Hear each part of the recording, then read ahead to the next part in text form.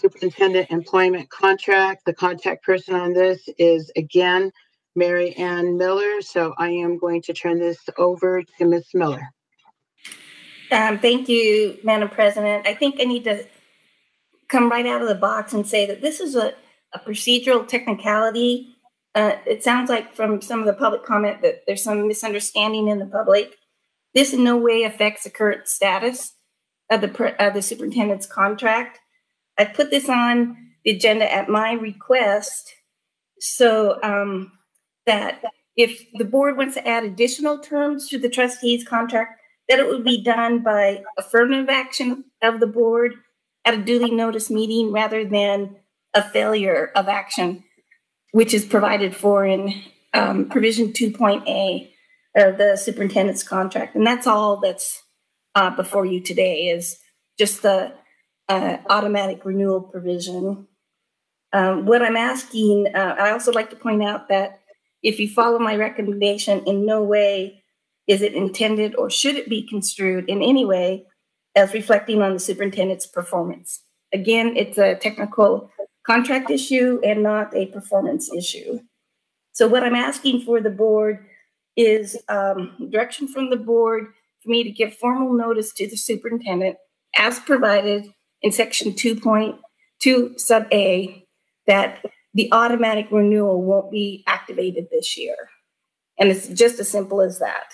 Nothing in an affirmative vote will stop any member of the board from bringing back an item to add additional terms to the superintendent's agreement or to change the superintendent's agreement or to renew it or amend it in any way.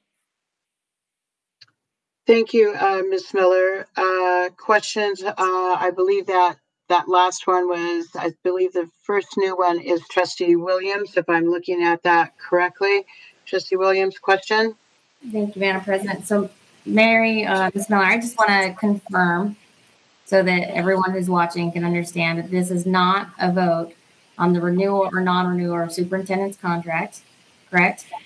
This is no, it's only on the automatic. Right. So this is clearly just that one section in his contract where we're discussing if we're going to either take that section out or renegotiate that section altogether. That's what we're talking about. And just for this year, I mean, if we can, the section will remain in his contract because it's in his contract. It just, it just allows the board to direct staff to give him notice. It's nothing, as you have said, about further terms in his contract that the board may want to add on. Yeah, I just want to make sure because I get a lot of emails, so I just want to make sure everybody's understand. We're all on the same page. I understand it's confusing to members of the public, and I'm sorry for that, but there's no other way to do this but to put it on an agenda. Right. All right. Thank you. That's all I have. Thank you, Trustee Williams. Trustee Ford, you were next in the queue. Please go ahead. I just wanted to ask Mary Ann Miller, and just kind of confirm for everybody, this wasn't like, you're not doing this at the request of a board member. You literally were like, let me do this. You know, there's a time crunch, we're in the middle of a pandemic type. We shouldn't be in that situation. Just want to confirm and let everyone know this wasn't like any type of action by no. You're correct, Trustee Ford. This is my own initiative. I knew that this deadline was coming up and that you guys had other things on your plate, but I just didn't want this deadline to get by, and that's why I put it on the agenda, not any trustees. Right. Okay. Thank you. Do we need to vote on it? Yes, I would like. Because it's a contract issue, I would like a vote on it, please. I will make the motion, but I want to make sure I'm making the correct motion and say it verbatim. I don't know that, let's see. I would like to move that the board give notice to the superintendent that his employment contract will not be automatically renewed under paragraph 2A term of service of his employment contract and direct the board counsel to give such notice pursuant to paragraph 11 of that contract for 2021. That has to be in there, right? Well, just for the term that would be effective if no action was taken by the end of February. Okay, for this term. Right. Is that okay for a motion right now, or should I re-say it? That's sufficient notice to me, yes. Okay. Thank you, Trustee Ford. Trustees, we have a motion on the floor. I'm looking for a second. A second. It's Trustee Savella, was that correct? Correct. Trustees, we have a motion on the floor by Trustee Ford. We have a second by Trustee Savella. Ms. Miller, I believe that we do have one other person in the queue. And I believe that is Trustee Guzman. Thank you, Madam Chair. Mary Ann Miller, I'm just wanting to make sure that I'm understanding correctly. So what we are just saying is that we're taking out the evergreen clause. Is that correct? Just for this year. Okay. That's all. I just needed to have it in my terms so that I can understand. So thank you very much. I appreciate that. Thank you for clarifying that. Thank you, Trustee Guzman. Trustees, any other questions?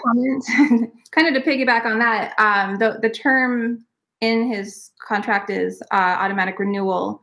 So I just want to make sure that we're kind of talking about the same thing, and that I don't know if that needs to be said in there or not. I'm not sure what verbiage we're using, but I think the motion is, the intent is there, right? I think your motion was good, Trustee Ford. Thank you. Okay, just to clarify here, was her question having to do with the difference in verbiage between automatic renewal and the term evergreen clause? Is that what the question was? I think those are equivalent terms. I wanted to make sure we're not like putting something in the motion that I don't know what that is type thing. The term that I was familiar with was the automatic renewal. I think that might be It's common in labor contracts to call it an evergreen clause. Okay, but kind of the same thing. Okay, cool. It is the same thing in this circumstance anyway. Cool, thank you.